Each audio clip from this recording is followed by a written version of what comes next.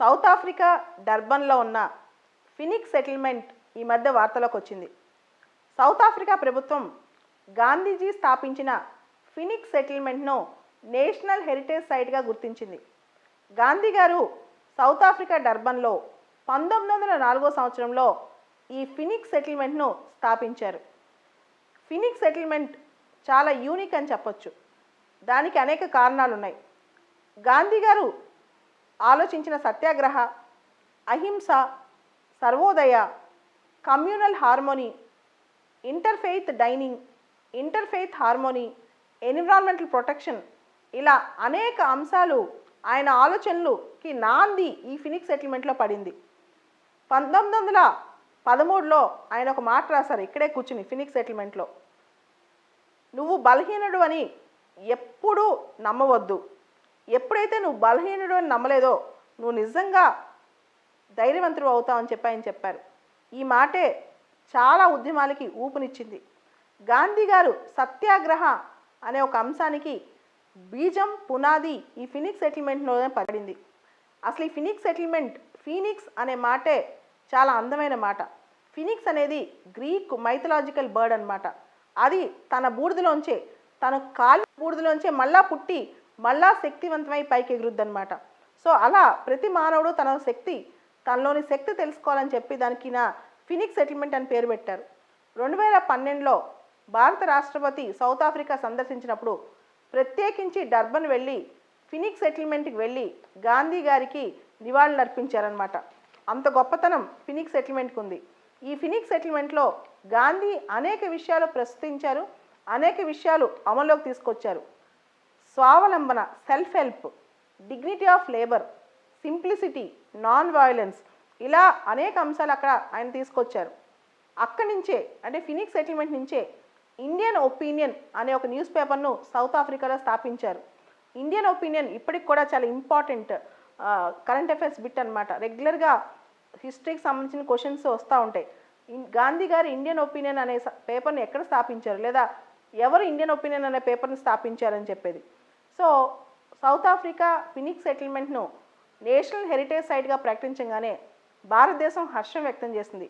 దీంతో పాటే Tolstoy form, Gandhi గారు స్థాపించిన టాల్స్టాయ్ ఫామ్కు ఇలాంటి గుర్తింపునివ్వాలని భారతదేశం కోరుకుంది.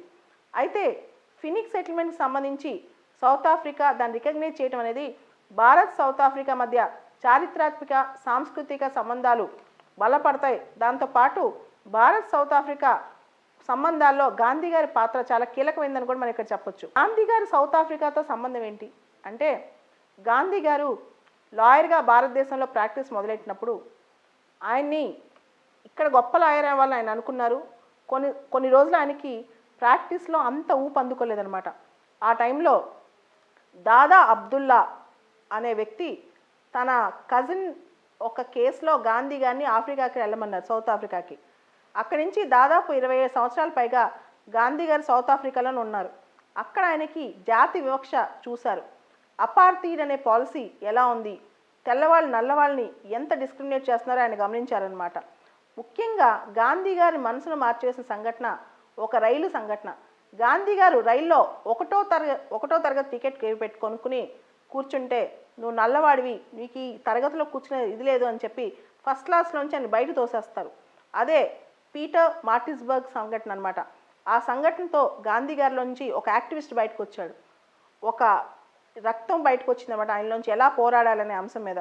దాంతోనే అక్కడి నుంచి ఆయన సత్యాగ్రహ అనే సిద్ధాంతంతో పోరాటం మొదలెట్టారు. ముఖ్యంగా విప్లవాల ధోరణికి పోకుండా. సో ఆయన బాటలోనే మార్టిన్ లూథర్ కింగ్ జూనియర్ అమెరికాలో సివిల్ రైట్స్ మూవ్మెంట్ కానీ, తర్వాత ఆఫ్రికన్ నేషనల్ కాంగ్రెస్ మన నెల్సన్ మండేలా గారు కూడా ప్రయాణించారు.